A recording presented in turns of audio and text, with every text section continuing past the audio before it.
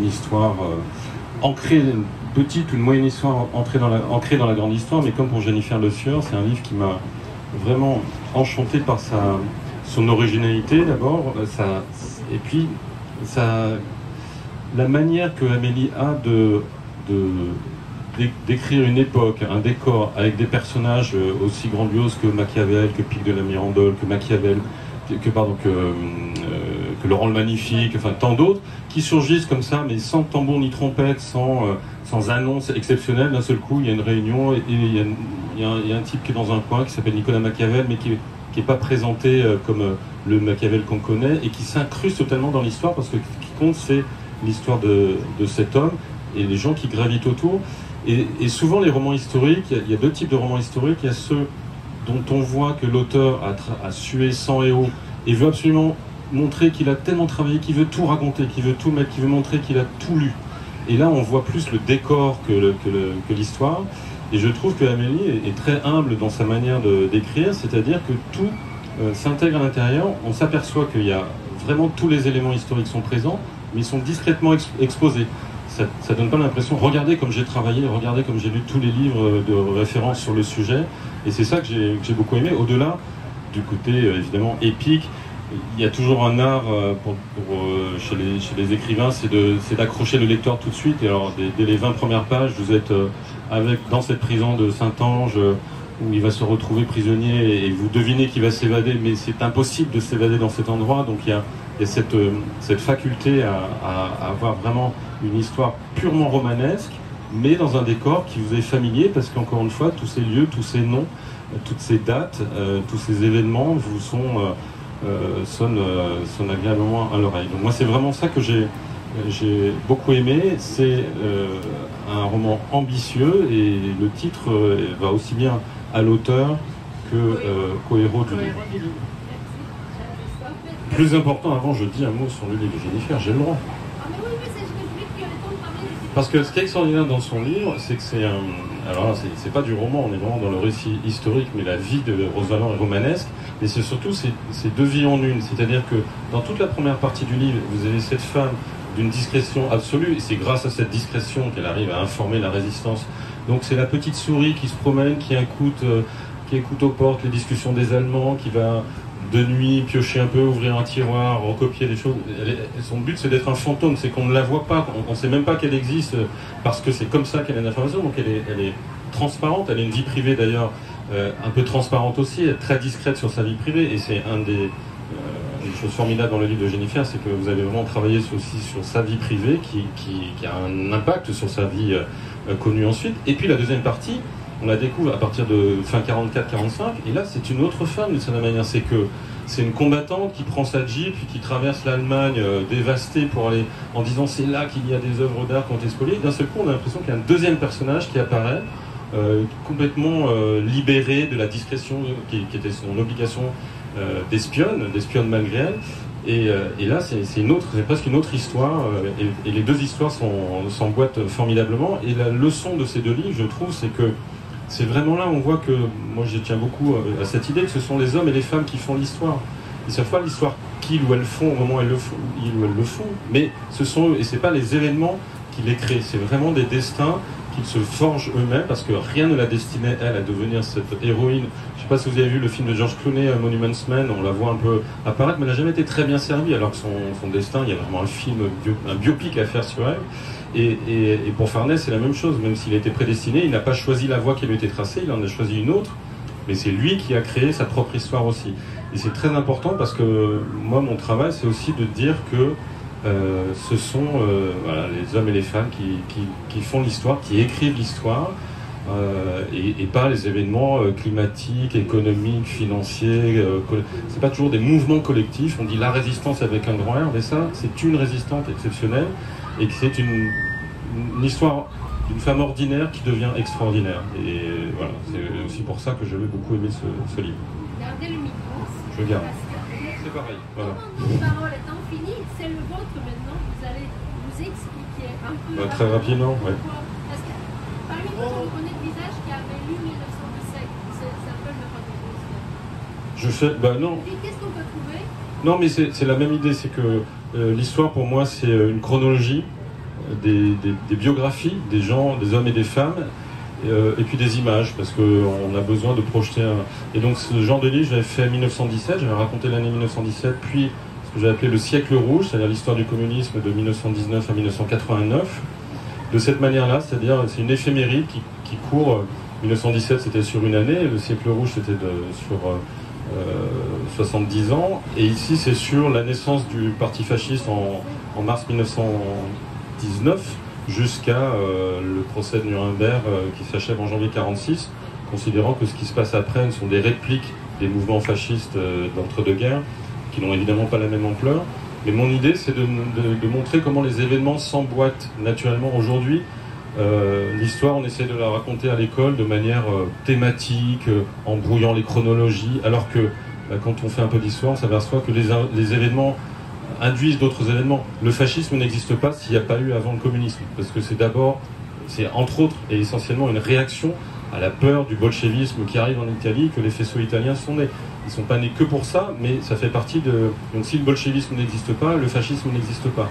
Donc tous les événements comme ça s'incrustent, et après ce sont des personnages extraordinaires. Le fascisme n'existe pas si ce n'est pas Mussolini qui l'incarne, et Mussolini est un personnage très curieux, puisqu'il était, enfin pour nos regards contemporains, puisque c'est un socialiste, c'est l'aile gauche du Parti socialiste italien avant 1914, et c'est lui qui va créer le mouvement fasciste. Il fallait que ce soit un ancien socialiste pour arriver à ce moment-là où l'Italie sort de la guerre plus ou moins vainqueur. Elle fait partie du camp des vainqueurs, mais c'est une victoire mutilée, comme dit D'Annunzio, parce qu'ils n'ont pas récupéré tous les territoires qu'ils réclamaient pour être du côté de la France et de l'Angleterre pendant le conflit. Donc les Italiens, paradoxalement, qui ont profité de la victoire, trouvent qu'ils sont un petit peu frustrés. Il y a une énorme crise morale, une crise sociale, cette crainte du bolchevisme. Tous ces ingrédients font qu'il y a une situation un peu révolutionnaire, mais au lieu qu'on bascule dans le communisme, on bascule dans le fascisme par la grâce, entre mille guillemets, d'un homme qui est Mussolini, mais qui arrive à avoir un discours qui va plaire à la fois aux nationalistes italiens qui trouvent que l'Italie n'est pas assez vainqueur, et puis à ceux qui disent qu'il faut une révolution sociale, et le fascisme va être à la fois un mouvement ultra-social, ultra-nationaliste, et inventer cette idée qui à l'époque est très originale, mais il fallait un pays qui sorte de la guerre quand même fatigué avec des centaines de milliers de morts, où il y a eu quand même dans les tranchées de mouvements de solidarité quelque chose qui s'est créé, qui n'existait pas, de camaraderie qu'on ne retrouve pas en 1918, où chacun retourne à son travail, et où sont les grands mouvements d'amitié, de solidarité dans les tranchées qui ont disparu. Et Mussolini va arriver à agréger ça.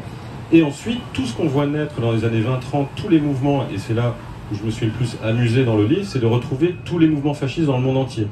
Les gens les trouvent en Thaïlande, en Inde, au Chili, au Canada, en Afrique du Sud, en Syrie, évidemment dans toute l'Europe. Il y a des mouvements parfois microscopiques, mais j'avais adoré faire ça aussi pour les partis communistes, et trouver des mouvements minuscules, mais qui montrent un peu la couleur d'une époque.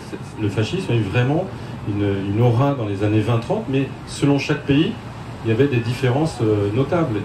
Et d'ailleurs, si vous réfléchissez, vous arrêtez 2 minutes, le fascisme, il y a un principe élémentaire du fascisme qui est le nationalisme. Donc si le voisin est aussi fasciste, il est aussi nationaliste, et que si par malheur, par exemple, entre l'Autriche et l'Italie, vous avez un territoire qui est réclamé par les deux, comment on fait? C'est pour ça que le fascisme ne pouvait pas être un mouvement international comme l'était le communisme.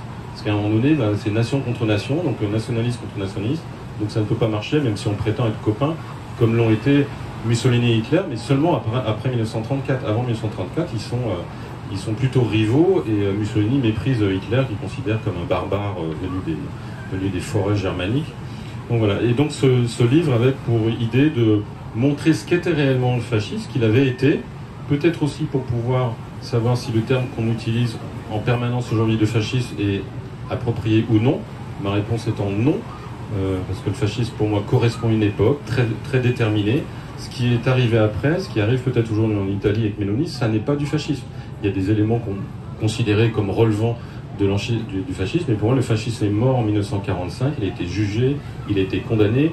Ce qui a pu y avoir après y ressembler, par exemple dans les pays d'Amérique latine, il y avait déjà une grande tradition un peu militariste, autoritariste, donc on copiait ce qui s'était passé en Europe, mais pour moi il n'y a pas du tout la même... Et c'est même dangereux de crier au loup fasciste en permanence, parce qu'on finit par oublier ce que c'était vraiment, et la violence de ces régimes, des régimes qui étaient totalitaires, ce qui veut bien dire ce que ça veut dire. Aujourd'hui, il n'y a pas de régime totalitaire de type fasciste dans le monde. À la limite, s'il y en a un pays qui s'y approche en ce moment, c'est la Russie, à cause de la guerre. Parce Il est en train de faire une économie de guerre, et ce qui définit le fascisme, le régime fasciste, c'est une économie de guerre. Et pour le reste, il y a des pays autoritaires, il y a des pays dictatoriaux, ou combien, mais des pays qu'on pourrait vraiment comparer à cela, ça n'existe pas. Plus. Et en un mot, Dernier Carré, c'est un livre collectif que j'ai co-dirigé avec Jean Sévilla, qui partait de l'idée que parfois des hommes et des femmes se battent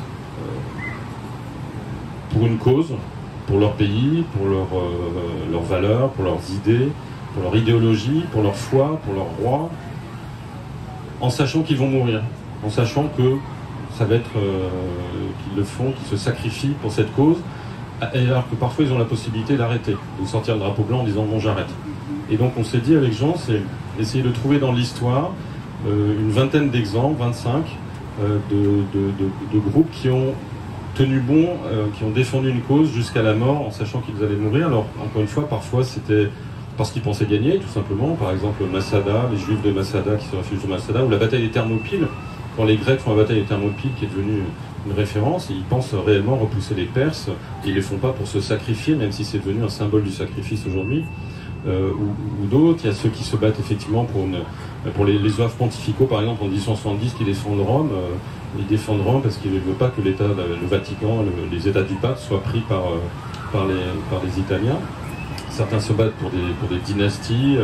Les Chouans, lorsque Napoléon revient pour les 100 jours, les Chouans reprennent les armes en disant non, ça va pas recommencer. Louis XVIII venait de revenir et Napoléon revient à son tour, donc ils reprennent les armes.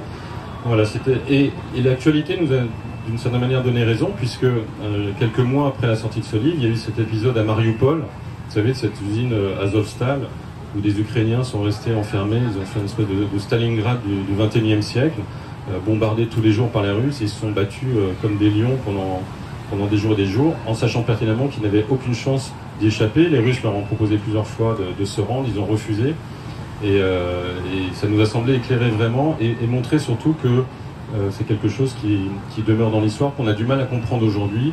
Mourir pour une cause qui vous dépasse, accepter l'idée de mourir pour une cause qui vous dépasse. Donc on avait l'impression de faire un livre d'histoire, et l'actualité a montré que l'histoire parfois nous rattrape et montre que les leçons qu'on y trouve parfois se répètent, y compris au XXIe siècle.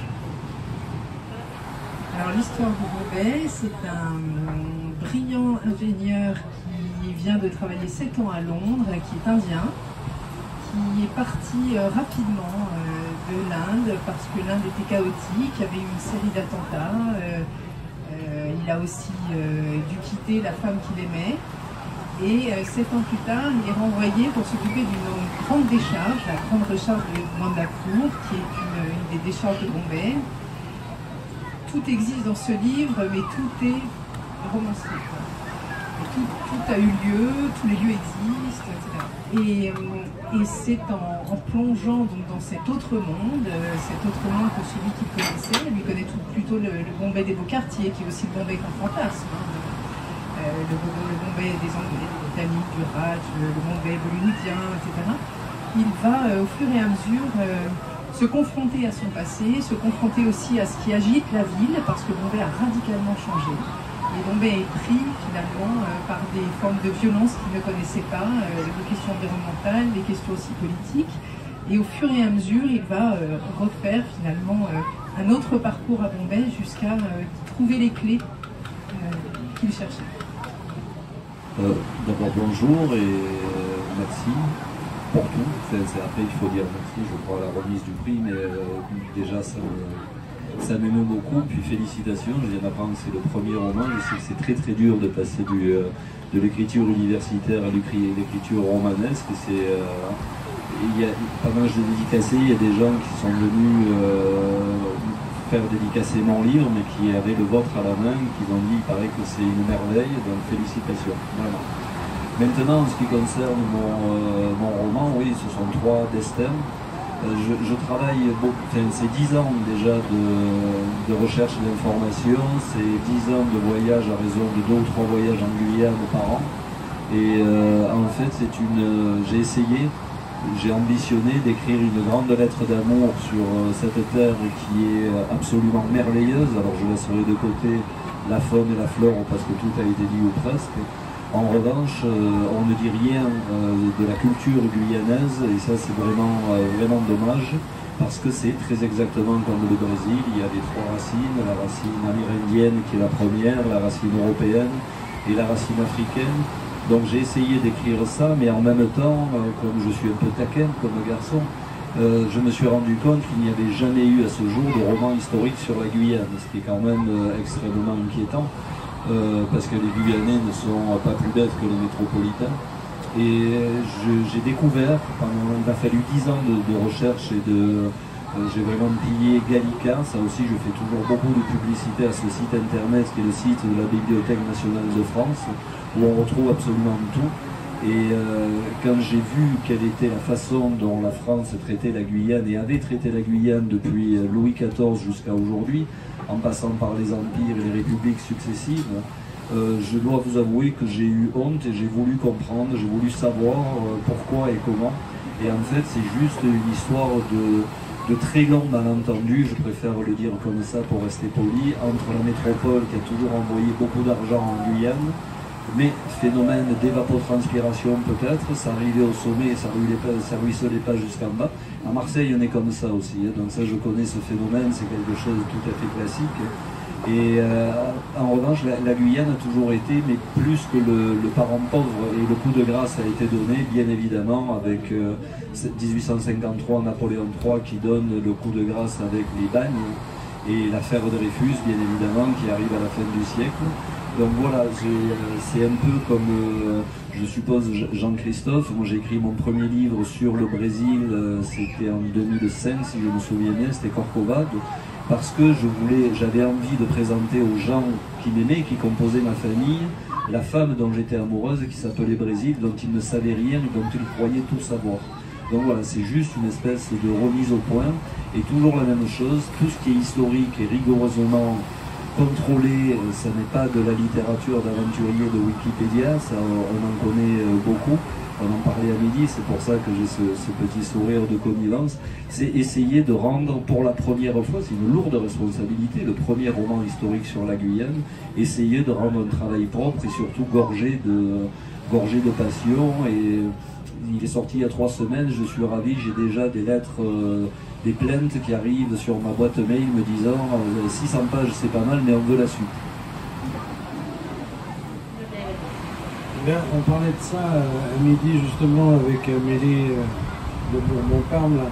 Il y a quand même des courants dans la littérature contemporaine, et moi j'aime vraiment et je défends le courant véritablement romanesque, c'est-à-dire les auteurs qui, comme le disent un de mes amis, écrivent loin d'eux-mêmes, c'est-à-dire sont capables, même s'ils parlent d'eux, même s'ils mettent beaucoup d'eux dans les livres, d'aborder des sujets qui ne sont pas uniquement leur vie quotidienne ou leur propre histoire, etc., mais qui sont capables de se projeter dans d'autres vies que la leur, pour reprendre le titre de Carrère, et qui sont capables de faire vivre des personnages en les aimant tous autant les uns que les autres, c'est-à-dire en les faisant vivre.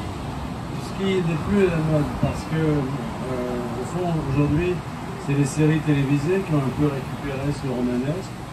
On considère que le romanesque, c'est pour l'image, pour l'audiovisuel. Et dans le roman, finalement, ce qui est souvent mis en avant maintenant pour les prix, parlons pas du prix Nobel, qui est le prix mondial de la mélancolie, mais c'est des choses qui, pour le dire d'un mot qui ne figure pas dans le dictionnaire de l'Académie, mais qui sont emmerdants. Voilà. Et donc, moi, je privilégie vraiment la puissance romanesque qui est présente dans ces 2 livres, dans des styles différents, sur des sujets évidemment différents, mais qui est vraiment, ce sont 2 exemples, à mon avis, remarquables de cette production romanesque d'aujourd'hui qui existe toujours et qui fait justement vivre ces sagas. Alors, je ne sais pas si vous voulez que je parle de chacun d'eux. Non, j'étais curieux de ce que vous aviez, parce que je sais que vous aviez aimé les 2, quel était le...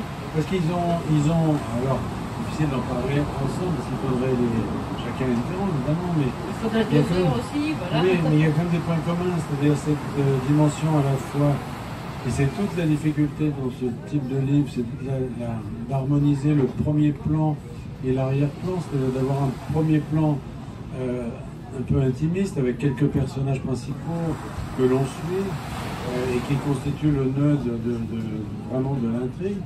Et puis l'arrière-plan avec des personnages qui peuvent être secondaires mais qui en réalité font vivre une époque, font ressortir des enjeux politiques, des enjeux environnementaux, des enjeux véritablement de fond et qui permettent effectivement non seulement d'avoir la petite histoire d'amour, la grande d'ailleurs, du premier plan, mais d'avoir aussi derrière le destin d'un lieu, le destin d'un pays, le destin d'un peuple, etc. Et c'est ce qui est présent. Alors, avec je termine pardon là-dessus, je vous fais tout là-bas, mais une grande différence, c'est que l'Inde est un sujet, c'est un peu le contraire, c'est-à-dire qu'il y a énormément de livres sur l'Inde, certains sont bons, d'autres moins bons. Il y a eu, on a connu l'année de l'Inde, je ne sais plus, 7 ou 8 ans, où la France a traduit une masse de livres, voilà, et donc il y a énormément de livres sur l'Inde, alors qu'il n'y en a aucun sur la Guyane. Et finalement, les deux choses sont différentes, mais posent finalement pour l'auteur une difficulté analogue, c'est-à-dire que faire ressortir quelque chose qui soit proche d'une forme de vérité humaine, quand on est enseveli, comme dans le cas de l'Inde, sous les clichés, sous les... parfois pas des clichés, mais en tout cas sous une littérature très abondante, c'est difficile. Et faire émerger l'identité d'un pays, d'un peuple, etc., quand personne ne vous en a jamais parlé, c'est très difficile aussi. Donc voilà, c'est deux défis qui ont été relevés et qui font que ces deux livres font presque en miroir l'un de l'autre, mais dans la même famille, je veux dire. Dire un mot aussi. Non, mais je ne suis pas là pour ça, moi je suis là pour les jeunes. Je sais, mais moi je suis là pour mon club de lecture qui veut le lire. Ah oui, bah, les pauvres. Comment on peut le... Alors pourquoi ils ne devraient pas le lire? Dites-nous. Non, mais parce qu'il faut... Là, aujourd'hui, on parle du prix du livre de plage avec ses finalistes qui sont tous vraiment de qualité. Vraiment, le choix qui a été fait est un... C'est toujours la difficulté, c'est qu'à la fin, il faut quand même un lauréat ou une lauréate.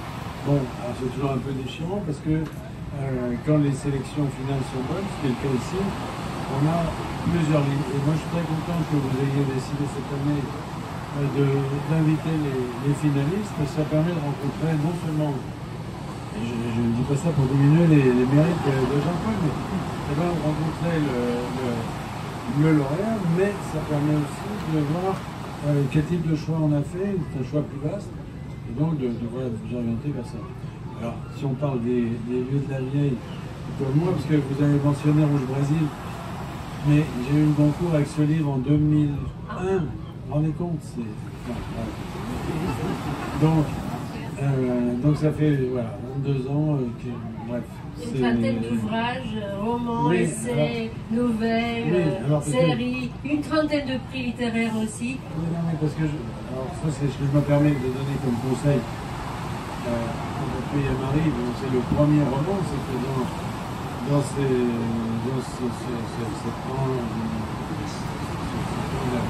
défi qu'on se lance périodiquement d'écrire des livres, il y a deux étapes. Il y a le premier. Et puis après, il y a une autre étape qui est de durer. C'est-à-dire, voilà.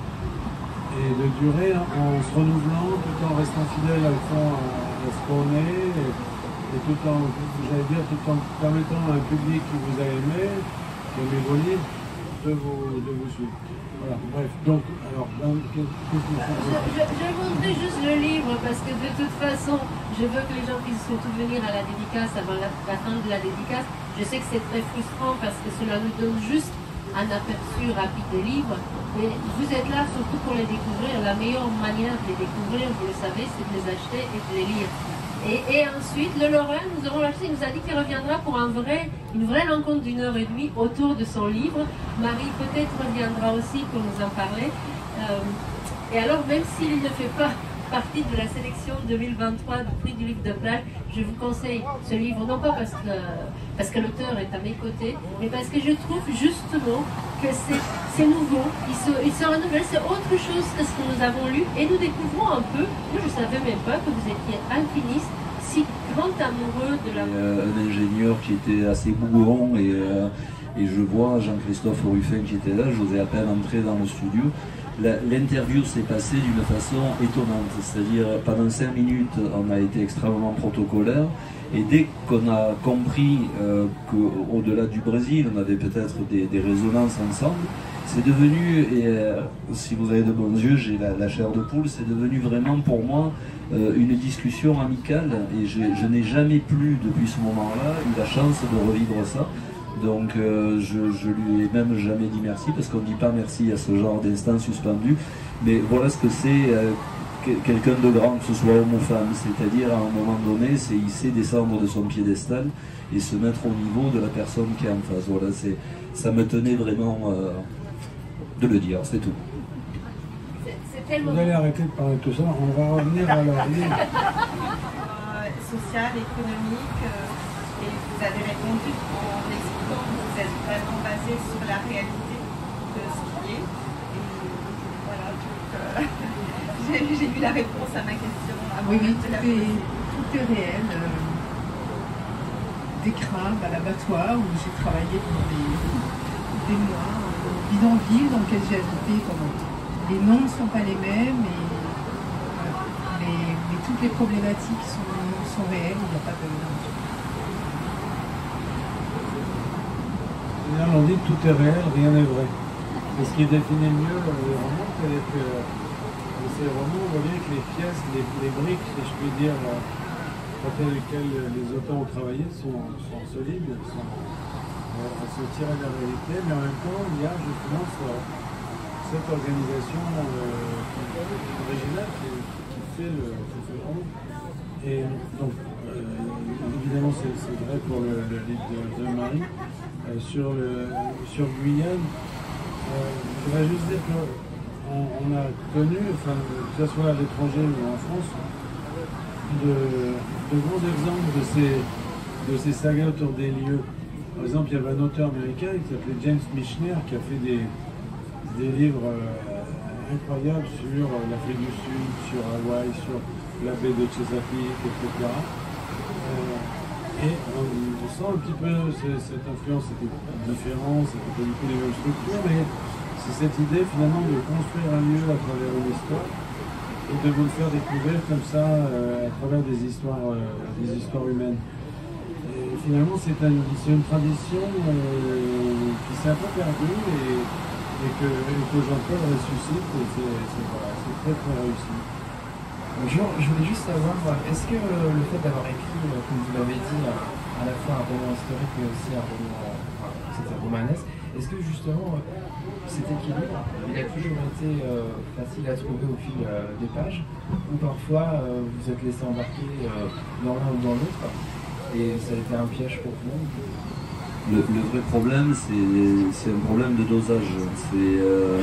Dans les ouvrages universitaires, il n'y a que du savoir, et le rôle du romancier, de l'écrivain, c'est de mettre de la saveur dans le savoir. Donc c'est vraiment une question de curseur.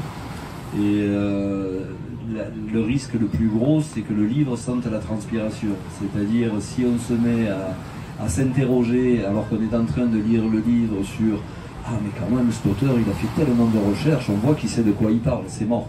Ça veut dire que en ce qui me concerne, j'ai complètement manqué mon pari.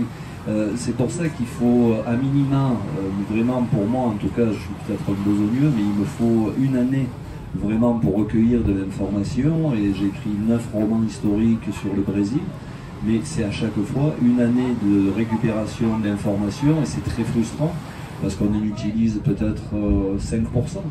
Mais si on n'a pas les 100%, on ne peut pas faire le choix des 5% qui méritent de rester. Donc oui, c'est un pari qu'on prend, mais pour moi, je ne me suis jamais pris pour un universitaire. Ce qui m'intéresse, c'est le côté haletant de la chose, le style, avant toute chose, qui est pour moi le marqueur numéro 1 de ce qui est littérature, de ce qui n'en est pas. Et c'est vrai que l'objectif, c'est ça, c'est une vaste entreprise de séduction en roman. C'est comme quand on veut séduire une femme ou un homme. Hein. On essaie de lui donner de l'information. Si on en donne trop, on se met en position de faiblesse. Si on n'en donne pas assez, on passe pour quelqu'un de trop éloigné. Donc ça se joue, en ce qui me concerne, je ne me considère pas comme un intellectuel, mais comme un animal. C'est comme ça que je ressens les choses. D'abord par le ventre, et puis les jours où je suis en forme, ça passe par là. Donc c'est une alchimie que je n'explique toujours pas, mais sentir la transpiration dans un roman historique, surtout quand il fait 600 pages, on a vite fait de vous accuser de tirer à la ligne et de faire du gras, et ça je préférerais éviter. Des auteurs, des lecteurs, des acheteurs sur une plage, dans un bar de plage, coincés entre la mer qui monte, les chichis, les glaces, les goélands, c'était sans doute un peu ambitieux et la concurrence avec les éléments de plaisir sablais était assez déloyale au cours de cet après-midi. Nous y réfléchirons, nous en tirerons les conclusions. Ceci dit, c'est aussi notre joie que de faire sortir la culture et la littérature de ces murs, parfois climatisés, confinés et parfois même aseptisés. Et donc on a essayé et on a provoqué cette rencontre de plage et c'était peut-être finalement une manifestation de l'esprit d'aventure qui anime les marins et les serviteurs de cette ville du Vendée Globe. Merci à tous de votre présence, merci d'entourer le futur lauréat de vos attentions et que vive le prix du livre de plage au Sable de l'Homme. Merci beaucoup.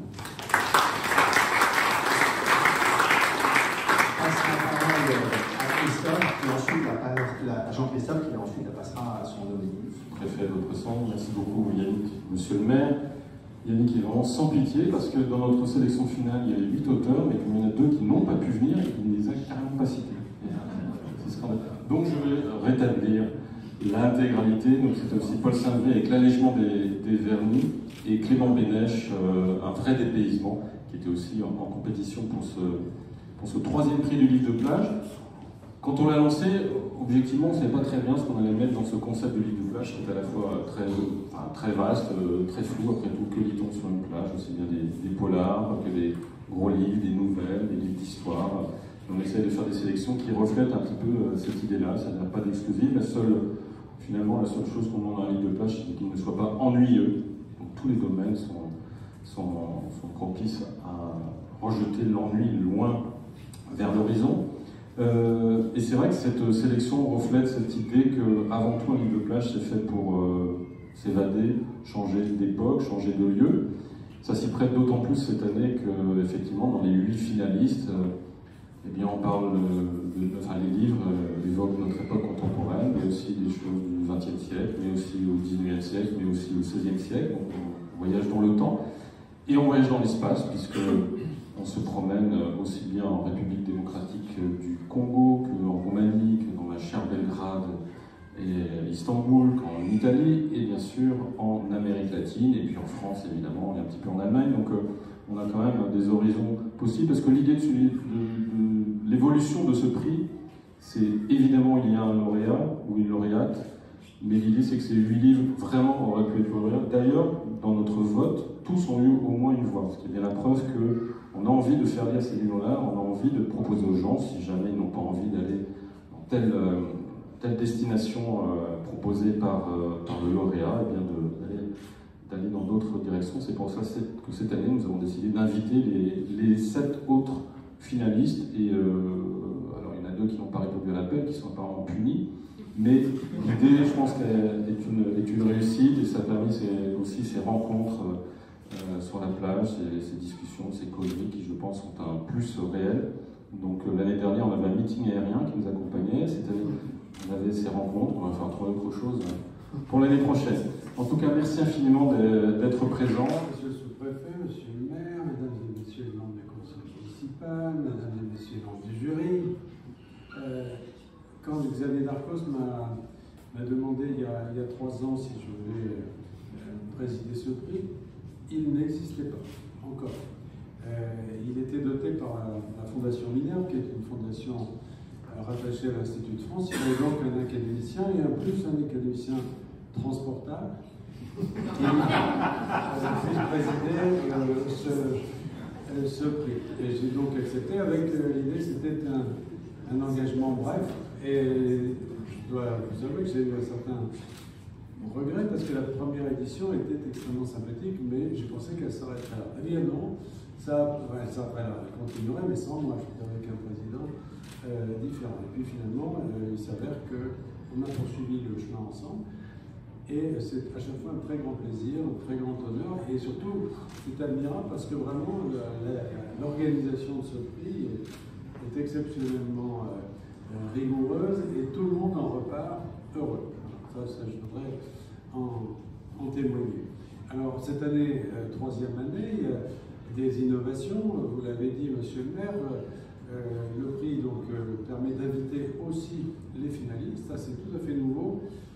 Et on voit se dessiner quand même un destin pour cette affaire, c'est-à-dire la constitution d'un véritable salon du livre autour de cet événement, même s'il ne dit pas son nom, quand vous avez autant d'auteurs qui viennent à la rencontre des lecteurs, eh bien c'est ça qui se construit. Ça se construit à partir d'un prix, c'est assez original et je pense que c'est quelque chose qui est très réussi.